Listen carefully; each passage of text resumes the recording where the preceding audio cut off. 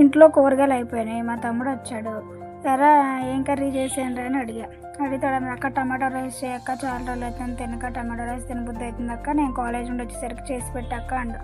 నేనన్నా అక్క కూరగాయలు ఎవరా ఇంట్లో, మరి మనం ఈరోజు మార్కెట్కి వెళ్ళాలి ఫ్రైడేగా, నువ్వు కాలేజ్ నుండి త్వరగా రా 6:30 కల్లా రా అంటే, సరే అక్క 6:30 కల్లా వచ్చేస్తాను నేను, మీరు రెడీ అయ్యండి, నువ్వు వాళ్ళు రెడీ అయ్యి ఉండండి అక్క అని చెప్పాడు.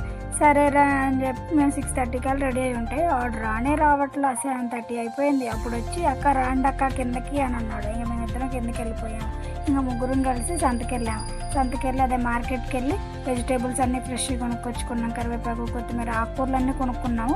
వచ్చిన తర్వాత కూడా అడిగా, అరే ఏం కర్రీ చేసేయండిరా అంటే, అక్క టమాటో రైస్ చెయ్యక్క, ఎన్నిసార్లు అడగాలి అక్క అని అడగాలికి సరేలే అని ఇంకా టమాటో రైస్ చేశాను. ఆడిచ్చే బిల్డప్కి అక్క ఎంత బాగా వండుతావు అక్క, నువ్వు సూపర్ ఉంది అక్క, స్మెల్ బాగా వస్తుంది అక్క అని అంటున్నాడు.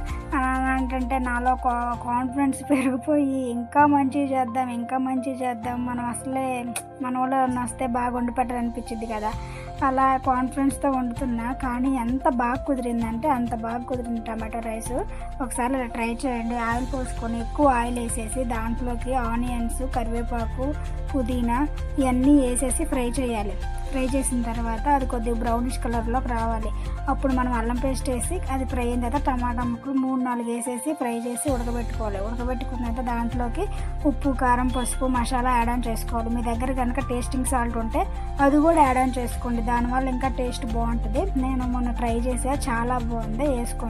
వేసుకున్న తర్వాత ఆయిల్ పైకి తేలినప్పుడు మనం ఆల్రెడీ ఉడకబెట్టుకున్న రైస్ని దాంట్లోకి యాడ్ చేసుకోవాలి. యాడ్ చేసుకున్న తర్వాత దాన్ని మనం ఒక షెఫ్లా ఫీల్ అయ్యి ఐలో పెట్టి కలపాలి బాగా.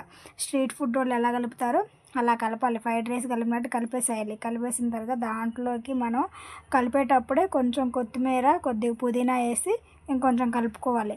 బాగా కలిపిన తర్వాత దాంట్లో కాంబినేషన్గా ఆనియన్స్, లెమన్ పిండుకొని తింటే ఉంటుంది, చాలా బాగుంది. మా తమ్ముడు అయితే తెల్లారి బాక్స్ కూడా కట్టుకెళ్ళారు ఫ్రెండ్స్కి పెడతానని. బాగుంది. ఒకసారి